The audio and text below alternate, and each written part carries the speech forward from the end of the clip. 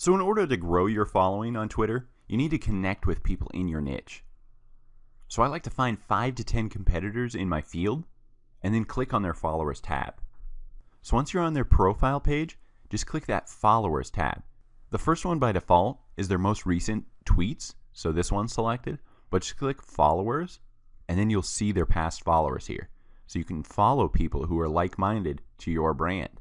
Because these people follow this brand and they're similar to yours, if you follow them, there's a good chance that they're going to check out your profile and see, oh, this is very similar to my taste and liking. So by following these Twitter users that already follow your competition, I get an average 30% follow back rate just because they're already interested in my niche. But then every 7 to 10 days, I unfollow everyone to keep my following number low. Notice these guys, 758. They're only following 700, but their followers are 500,000. If I kept up on this following people, I don't want an even amount, right? I don't want that many following. It just doesn't look as good on Twitter. So you want to keep your following down, but your followers up. So for local businesses on Twitter, it's great to connect with people in your region. You can use the following tools to find people who are in your region and interested in your industry.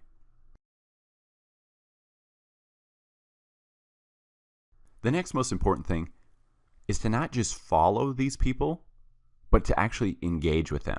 Too many brands that bring us on are currently just tweeting at their following. They're just blasting them promo and really useless information. First of all, start curating better content and interacting with your actual following. Go out to their pages. They're already following you. Start to interact with them. Give them tips. Give them feedback on what they're tweeting. Build relationships with your following, and they're going to tell their friends about you. They're going to share one of your posts. They're going to retweet your content. By following their conversations and adding your 2 cents, that instantly builds a customer rapport and makes you above the competition in their eyes. Even if somebody retweets you or likes your post, tweet directly at them a thank you. A thank you goes a long way in social media. And constantly be searching hashtags and keywords relevant to your industry so you can comment and be an authority on these tweets and questions out there already. By doing this, you'll be creating relationships and building trust within your industry. Next, you want to connect your LinkedIn to your Twitter account. A pop-up will appear where you have to sign into your Twitter to link the accounts. By connecting these accounts, this makes it easy to follow the stream of updates on your Twitter coming from your professional connections on LinkedIn. So it really combines the two worlds and adds to your professional credibility if you're tweeting relevant content. So from our data with all our clients, the best time to tweet, or at least the highest number of clicks per tweet, occur between 2 a.m. and 4 a.m., peaking at 2 and 3 a.m.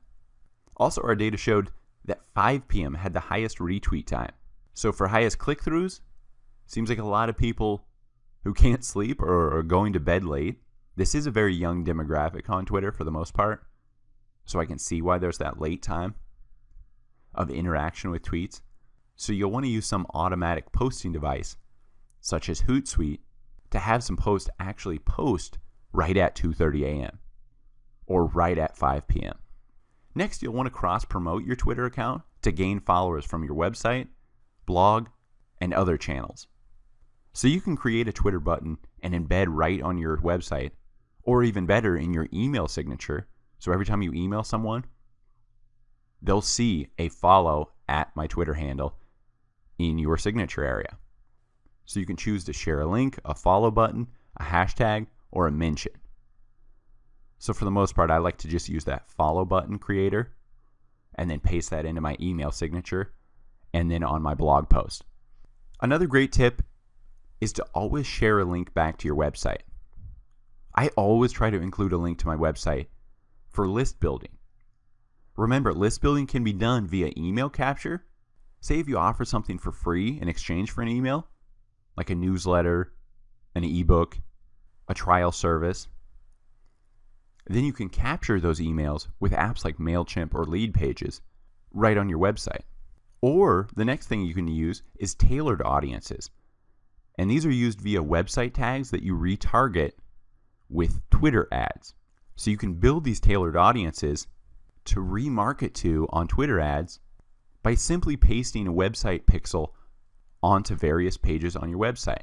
So when people check out and they get to their order confirmation or thank you page, that can fire one of these website tags and say, oh, this person has purchased before. There's a specific tailored audience, people who have purchased. We can remarket to them other products to buy, other upsells. Maybe another tag is people who get to your website but never purchase. There's people we can remarket to the original product or original service because they're warm to your audience. They know your product. They've been to it. But you can now remarket to them sponsored Twitter ads. So I'll cover more of this in the Twitter conversion tracking lecture. But again, always try to include a link in a tweet. So whether you're capturing their email or just capturing them as an audience, a tailored audience that you can remarket to with Twitter ads, you're always at least capturing the audience in some way.